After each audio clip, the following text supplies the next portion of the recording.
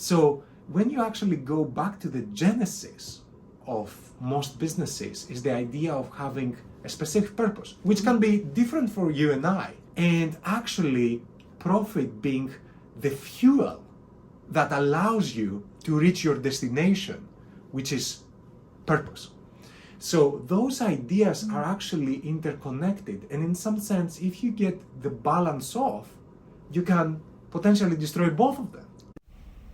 This is Exploring Leaders, episode 28, with Professor, board member and advisor George Serafeim. George will share his story and his insights into the area of balancing corporate purpose with profit, inspiring you to take responsible leadership in the digital age.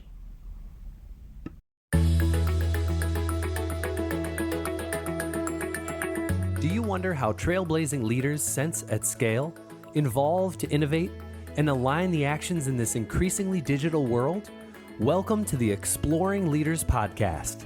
The experienced team at Degosian interviews leaders from around the world for insights and inspiration on how to lead in the digital age. In this episode, Degosian founder Lizalette Engstam, who is also an independent board chair and director, researcher, author, and advisor, asks the questions. Our guest today is George Serafeim. George Serafeim is professor at Harvard, where he co-leads the Impact-Weighted Accounts Project and the Climate and Sustainability Impact AI Lab. He's teaching the course Risks, Opportunities and Investments in an Era of Climate Change. He just released a book named Purpose and Profit, How Business Can Lift Up the World, exploring the challenges and opportunities in building and sustaining profitable, purpose-driven organizations that has measurable positive impact on society. He's a member of several boards, including both listed and Fortune 100 companies, and he's an academic partner at State Street Associates. George is passionate about exploring and guiding leaders and companies in building companies that positively impact all stakeholders. This episode focuses on his journey and perspectives he finds useful for the top companies, leaders, and boards. Warm welcome, George. We are here at your Harvard office, and I'm so glad that we finally get to meet. And I've read your book, and we're going to be talking about that. You are a professor here at Harvard, but you're also a board member. Yes. And you're also advise investors. Yes. So you are one of the people that I'm interviewing that has most of the stakeholder roles that is really interesting. So warm welcome to this podcast. Thank you very much for having me. It's a great pleasure both to meet and also to have this conversation. And it's so exciting to have read your book that has just come out that we're going to talk about. But before that, I want our listeners and viewers to get to know a bit more about you. So what has taken you to where you are today? Sure. I grew up in Athens, Greece, which is a wonderful place. It's an amazing city. And I went there, of course, for school and growing up for college. And then I moved to London. After that, I moved to London there to pursue some studies in terms of accounting and finance. And my background was in finance, my undergrad degree as well. And I worked there. I worked there around insurance valuation and insurance-related investment decisions and so forth. I was always passionate about research. So I wanted to do a PhD. As a result, I traveled, I crossed the Atlantic. I got my PhD at Harvard University. And for the past 16 years now, I have been at Harvard Business School, teaching here, doing research, and enjoying all months of the year other than the very cold winter. Which is really nice. So I wanted to first just go back to your background from Greece, which is really a background from a lot of the thinkers and philosophers. Do you think that has impacted you in some ways, and why you are so curious about how things fit together? For sure, and I think a really significant thread that you find in Greek philosophy is the emphasis on certain values and how those values then tend to affect a lot of the conceptual thinking that is happening about how you structure a society, how you structure organizations, how you structure transactions, and so forth. So for me, that thinking has really allowed me to concentrate my work, but also you can say my philosophy around certain values. And for me, those are transparency first. And many people ask me, why do you place so much importance in transparency? And I say, because transparency is a necessary condition in order to get accountability. And accountability is an extremely important value and function inside the society, because without it, you cannot have meritocracy. So I go from the idea of meritocracy, which I consider it to be one of the best attributes that you can develop within a society, within an organization, and so forth. The basic idea that the best person will be rewarded to do a job, a function, a certain task within a society. But that is fundamentally enabled by having accountability, which is enabled by having a transparency. And I think that value chain, that link, actually is the ingredient for building well-functioning societies, but also well-functioning organizations. So also when we start discussing from a board perspective, from a governance perspective, and so forth, I consider those things extremely important. Why? For me, they have been something that I reflect back from my growing up in Greece, because I have also seen how detrimental it can be not having those values. Growing up within actually a structure that might not have the transparency, that might not have the accountability, that might not have the meritocracy. And I think it's so interesting because you mention the values very much as a base, whilst all of us now, when we are concerned about sustainability and companies and societies and their collaboration, everybody understands that it's complex and everybody talks about systems thinking, but they're actually not that quickly as you are linking it back to values and looking at the values in the structure. Yes. And some of that is, I would say, dynamic in nature, right? So something that is happening, for example, and I describe in the book as well, is that the levels of transparency that we're observing today were not the levels of transparency that you would observe 20 years, 30 years ago within global value chains, within organizations, and so forth. And what has enabled that has been fundamentally technology. So technology has changed completely the level of transparency that we have, both because of this, the mobile phone, right, but also because then of social media. So now we have a much, I would say, higher level of visibility when it comes to the impacts that organizations have inside the workforce, from their products and services in terms of safety and so forth. And that has completely changed the way that then we think about risk management, about opportunity, about product innovation, and so forth. I think it's very interesting. And so before we leave you, what do you think a myth is about your job? About being a professor, you mean, at Harvard Business School. I think perhaps one of the most widespread myths is that most of our time is in teaching. I'm right. Actually, most of the time is in research. Being at an institution such as Harvard University, a lot of our time is actually spending as researchers. And that's why sometimes I get the question, how does it feel to have the summer off? That is not how the job is actually structured. During the summer is actually the time that you end up doing a lot of your research. So it's so funny, and it's almost... By the way, I wish I had my summer off. That would be very nice.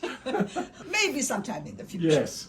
So let's go over. You have just released, you have worked in an area for a long time, but you've just released a new book, which is called Purpose and Profit. Can you tell us first what inspired you to write this book? And the title is important for me because it's purpose and profit. The reason why this end is because one of the things that we're witnessing is that almost a polarization where people tend to think about those things in isolation. So for example, traditional thinking would say, actually just pursue profit independent of the ways that you're pursuing it, and all of those other things, how you're thinking about employee well-being, how you're thinking about customer relations, how you're thinking about customer impacts, how you're thinking about the impact on the environment and so forth, those are just pure external, don't worry about it.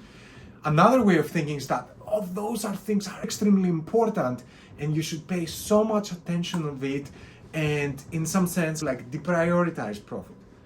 But the reality is somewhere in the middle. And I give this example in the book as well, where I say, actually, when you ask people why people go into business, everybody will say, just for profit. But then when you ask people, why did you go into business? Why did you start a company? Why did you build a team and so forth? The usual response is, I saw an opportunity.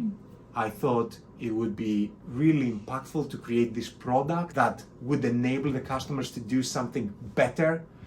I would make this product more affordable. I would make a higher quality product. I would like to work with my friends, and as a result, we started the company together. I'm passionate about creating jobs. So when you actually go back to the genesis of most businesses is the idea of having a specific purpose, which can be different for you and I. And actually profit being the fuel that allows you to reach your destination, which is purpose. So those ideas are actually interconnected. And in some sense, if you get the balance off, you can potentially destroy both of them. So actually thinking about that both purpose is important and as a result, sustainability issues and the impact that you're having on the various stakeholders and so forth. But also, let's not forget, profit is very important because profit allows you to scale your products and services and have real impact. So that's what's the genesis for me of the book. And then I asked myself, how can I respond to so many young entrepreneurs, young managers, but also mid-level managers in an organization? They're saying, I hear increasingly about sustainability, ESG, and so forth. What can I do about it? Not at the 40,000 foot about how we can change it, but what can I do about it? So the book is a lot about how the relationship between purpose and profit are dynamic in nature and is changing over time as technology is changing, as the workforce is changing and so forth. But also about what can I as an individual do. You can check out more hints and tips in the blog post covering this podcast episode of Exploring Leaders at the Degoshen blog, which you can find at degoshen.com. And we're sitting here, and this week is actually Climate Week. And I can listen a lot to many of my colleagues, and you and I talked earlier about the challenge with risk and how that might stifle people. And you actually have a framework in your book where you talk about opportunities. Can you share a bit about that framework and how you're thinking about it? And this discussion is fascinating to me because actually when you look at many of the environmental, social, governance issues and the associated impacts that organizations are having, the primary framework of thinking is one of risk. Basically, how can we make sure that all of those risks, we don't get caught in them, and as a result, we don't destroy value. And of course, risk is very important. That's why we have enterprise risk management. That way we are developing our frameworks and our ability to protect value for organizations, and as a result also to minimize negative impacts. But I think something that gets lost many times is that all of those challenges that we're facing as a society require innovation from a response and an adaptation perspective. They require somebody to create the innovation that is needed in order for us to improve the state of the world. For example, if we really want to, and we're serious about decarbonizing the world, we need a lot of batteries.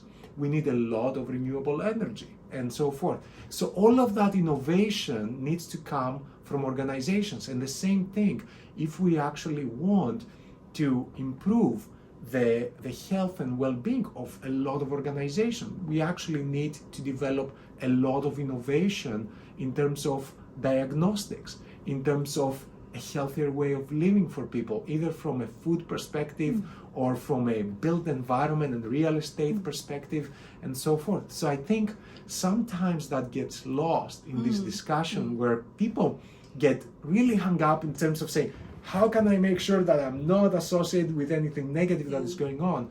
And they forget that actually there is a tremendous amount of innovation that needs to be delivered by companies around the world in order for us to improve the world. And of course, governments have also a big role to play, setting the appropriate rules of the game in terms of incentives in order to make some of those innovations and solutions also commercially attractive and scalable. And you had several examples in that framework. Can you give some of the examples that you share? One of the things that I do in the book as well is I describe what I call the 6 archetypes of value creation. And for me, that is an important chapter because sometimes we tend to describe some of those opportunities for value creation at a very generic level. There is value to be created, there is value to not.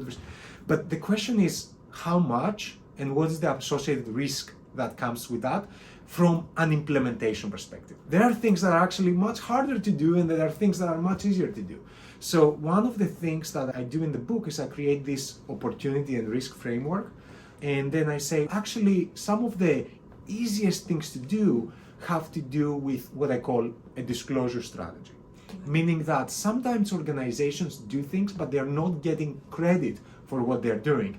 And actually having a disclosure strategy that allows for the marketplace to understand how you're building competitive advantages and how you are mitigating risk can actually increase the value of the organization. And I say that is the lowest opportunity but also the lowest implementation risk. It's much easier to do. Then it's something that is much more broadly applicable to many organizations, which has to do with efficiency.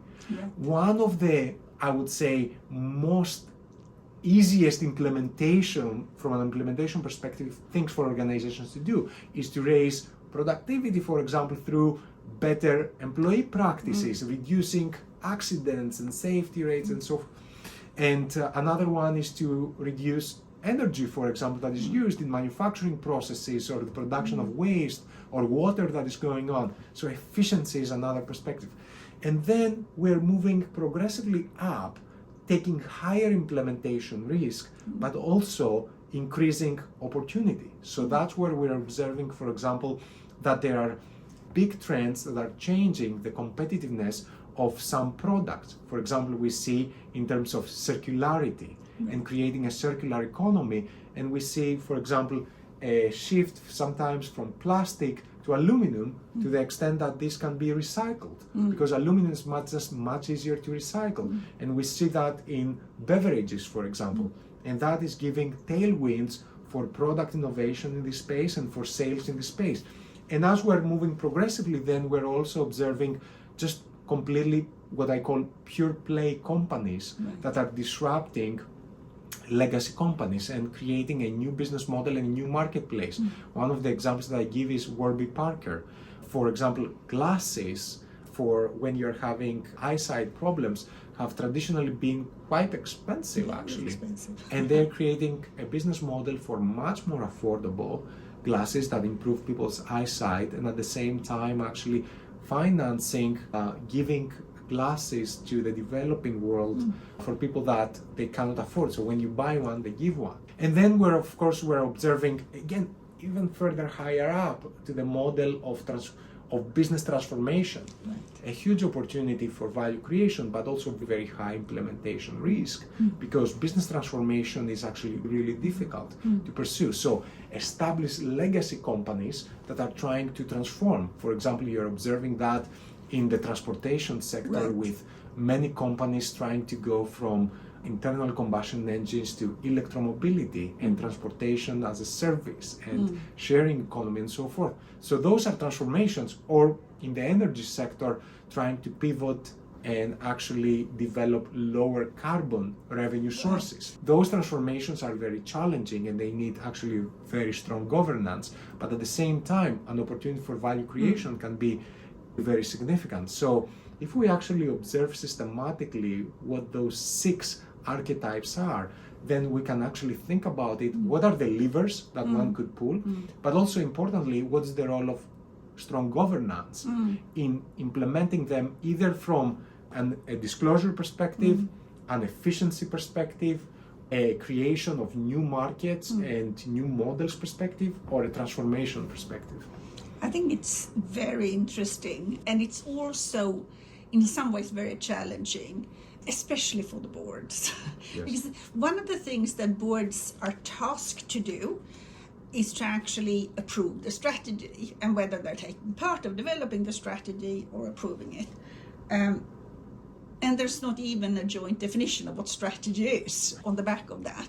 But you also talk a bit about how to think about strategy in relation to this. Can you share a bit more on that? So I think an important element around that is to go back to some of the fundamental work around strategy and make a distinction between strategy and operational effectiveness. What early on my colleague Mike Porter actually advocated for.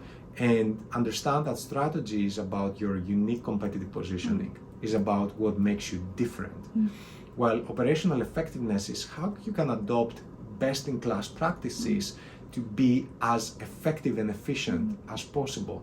And actually, if we start thinking about strategy in this space as your unique competitive positioning and about what makes you different, then that leads us naturally to the conclusion that sustainability efforts inside an organization, either on the social side or on the environmental side, cannot be something that is being done in the periphery of the organization by a few people, and the rest of the organization actually tries to say, that is your job, just tell us what to do. That is really not a strategy. That at its best is a program that you're having inside the company. So the question becomes one of diffusion of those issues inside the organization, and really decentralization of the decision making when it comes to all of those environmental, social, and governance issues. I think that is a very important component, because we observe many times that not happening, and organizations staying at this centralized way of decision making, that it is actually really hard to get to the innovation stage. That's one of the things that we have found. By centralizing, in general, organizations are very good at getting to the efficiency perspective, but not necessarily to the innovation and growth perspective. And it's very hard to be on just one side, or it's actually in the long run impossible. To get even more value out of the podcast series Exploring Leaders, you can find everything from research reports to advice and courses at the Degocian website, which you can find at degocian.com. So I wanted to ask you, because you have another responsibility, or you have several responsibilities, but one of them is around the impact accounting. Yes. And we're following some of the Scandinavian companies are really starting to do that now, and I find it super interesting, but also very hard. And if you think about impact accounting and all of the discussions going on with all of these rating institutes, can you share a bit, why do you think impact accounting will have to be much more adopted by companies, and anything you think they should do? So to understand that, we need to take a step back and understand almost the evolution of the space. So what has happened is, when it comes to a company's sustainability efforts, initially there was no data. So if you were trying to compare two companies, you would just try to grab any data that you could in order to make that evaluation. And that's why I would say, from a data collection perspective, you would observe rating companies trying to say, what are the policies that you have, what are the targets that you have, what are the management systems that you have, what are the strategies that you have, and then they will try to collect as much data as well on some outcomes that you were achieving. But most of the data would be what I call input data, meaning a lot about intentions and effort. And of course, some of that is useful because sometimes intentions translate to outcomes, but sometimes they do not. Me and you, many times, every probably beginning of the year, we're having New Year's resolutions and we intend to do several things, and then a few months later, we haven't achieved them. So there's a human instinct to that, but of course, there is a strong incentive piece to that as well, which has to do with a lot of organizations are incentivized to signal their intentions, but they don't necessarily follow through to translate those outcomes. And as the field has grown, people are trying to create and collect better data. And stock exchanges have helped a lot with that. They have tried both to educate companies about what good disclosure might be, and they have also, governments have also helped with that, trying to create regulatory structures and disclosure regulations and so forth. But we're still in a space where people don't really have a general applicable, I would say, standard on how to evaluate that information. And that creates several challenges. The first one is that the push for disclosure and transparency has actually caught many companies off guard. And the natural instinct in those companies is to treat this whole domain as a reporting exercise rather than as a strategy exercise. And in general, when you actually allow reporting to drive your strategy, is a recipe for not very good outcomes. You need to start with your strategy and that to drive your communication efforts and your reporting. The other element that is a little bit confusing to people is that although we're getting more and more information, that doesn't mean that people know what to do with that information or know how to interpret that information. That's why in one of our research papers, we have found that with increases in disclosure, we find more rating disagreement across the different rating agencies. So the more rating agencies disagree, which is a little bit counterintuitive, because you would say, with more disclosure, I would expect people to agree more. Actually, in this space, people disagree more. Why? Because over time, you're having more data points to disagree on. And also, companies, as they're improving disclosure, they start disclosing more outcomes rather than inputs. And outcomes is harder to actually agree on. It's more likely that we'll agree on that you have a target, and that might be a good thing, or that you have a policy. But actually, when we're observing a metric and it's 0.02 lost time injury rate, is this good? Is this bad? That depends on my benchmark, how I interpret it, and so forth. So that is also another challenge that we're facing. Taking a step back from that whole conundrum, I think it's really important that we actually define outcomes that are important, and we don't only base our decisions on intentions and efforts, but we actually define outcomes. And then we ask the question about how valuable those outcomes are.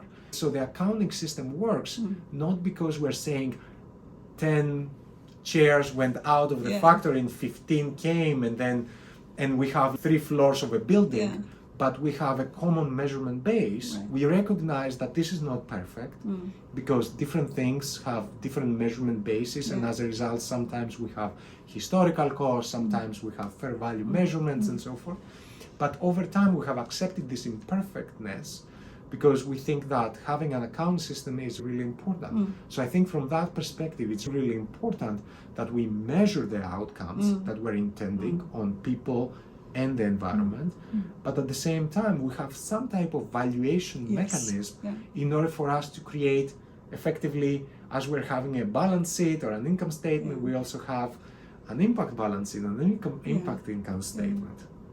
And even try to merge them so that they appear in the same and that is also very important for boards, I think, and from a governance perspective, as more and more management is allocating more resources towards those efforts. How do you know, as a board member, that we're actually achieving the outcomes, that the resources are allocated in a productive way? So you need to have an accountability mechanism for an organization to say, are we achieving the outcomes? Are we effective in achieving the outcomes? Are we achieving the right outcomes? I think that is a very important governance discussion. So I look forward to follow, because I think for me from the outside, this entire area is still very embryonic. Yes. But I really look forward to having more information out of that area. Let's go over to the leaders and boards. And I also find it very fascinating because you're struggling with the same things where you also sit on boards. Firstly, why do you think that boards are struggling so much with this area? There's been a lot of changes going on. We have the digitalization and there's been a lot of things. Why are they struggling more with this area? And what things do you see that boards can particularly try to focus and put in place? I think there are a couple of reasons for that. First of all, change is always difficult. Whenever you're having something that is a new field, a new relatively new phenomenon and so forth, I think it just takes time to build capacity and capabilities and I would say a framework of thinking about it inside an organization. So I think there is a natural human component to that. I think there is a structural component to that, which is especially for public companies, the burdens of compliance. There's just so much time that is spent on that within boards that actually that leaves less time for strategy related discussions. And I think that is almost a capacity constraints that many boards are facing. But I would say fundamentally for boards that might be in the earlier stages of actually thinking about those things, or maybe they are in more advanced stages but they want to elevate the importance of that. I think one element at least is how you can actually find the balance between depth and breadth in this discussion, because actually sustainability issues can be so many of them, it can actually get overwhelming. So how do you actually balance of saying there are really 3 to 4 issues that really matter for these organizations and that we can really make a difference.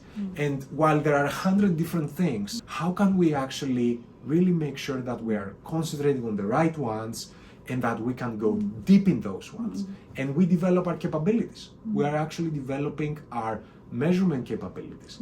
We are actually making sure that we're aligning incentives inside the organization. We make sure that we have the right people and the right culture to drive performance in those things. So I think from that perspective, for the board is a question about depth and breadth when it comes to those issues. And it's interesting because that also takes a bit of courage. Courage to actually choose some of those areas. And that's why strategy is also about what you don't do. So you have been in this field and you are meeting a lot of companies and a lot of leaders. So is there a particular company or a leader you think we should keep our eye on and that we can have learned from? There's just so many actually leaders, and some of them are individuals and stories of individuals that I mentioned in the book. So maybe I will give that as a hint to go towards the book. There's a very inspiring to me story that is about Erik Smunsen, the former CEO of a large waste management company, and there are actually stories ranging from Satyam Nadella, the CEO of Microsoft, and how he has led with purpose, really the transformation of the organization and infusing purpose inside the organization, to the work that Ilham Kadri is doing at Solvay and so forth. And all of them, actually, what is fascinating about the book is that actually this is not easy. It has lots of challenges and it requires both a cultural and a governance transformation. And as leaders are going through the journey, it's almost a battle between successes and failures, and you succeed and you fail. And that's why in the book I also mentioned several failures of where leaders have tried to actually lead on a specific transformation, product development, operational change and so forth. And that failed because of misaligned incentives, because the culture wasn't there, because you couldn't just get employee buy-in because you just couldn't align incentives with your investors. So there are actually many reasons, and I think we can actually learn a lot from those failures as well. And I think you're right. Sometimes we're too focused on just looking at the very few lightholes, but if we also look at the challenges, that will help. So, do you have a practical recommendation? I know this is hard, but it can be anything, a practical recommendation for boards. I'm definitely not a fan of the 5 steps to success that you often read. I don't think anything like that exists, but I would say my practical recommendation is asking, are we concentrating on the right things? Do we have the right people and the capacity inside the organization to actually implement the strategy that we're coming up with? And do they have the incentives to actually deliver on those programs? And sometimes you find that the answer to some of those questions is no. And that is extremely important. In that, in the transformation side, when we were talking before about archetypes, for example, in the transformation side of those things, then you say, we're concentrating on the right things, we have hired, we have actually the right people, but they have incentives to keep investing and selling the legacy products and under investing in where we want to go. So I think asking some of those questions and then saying, if the answer is no, how should we think about it and how can we increase the focus of the organization? And I think in general the focus of the organization can be increased in 2 ways. The first one is basically developing the metrics, the right metrics, and focusing the discussion on them so it sends the message throughout the organization, or incentives, right? And changing incentives inside the organization. And it's incentives has a dual sword thing, I think, and that is that if we're focusing too much on incentives, we get the wrong people. We get the people who are still just after being incented rather than the passionate, purpose-filled people.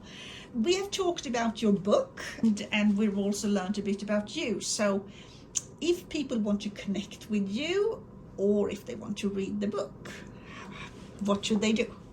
Reading the book is relatively easy. It is widely available, and by the way, for anybody that reads the book and finds the ideas engaging or helpful to do what they're doing, I always appreciate a note about what they found useful. And sometimes people tell me in chapter 5 that section was, to me, it really resonated with, because I had this experience. Now it gives me a structural way of thinking about it.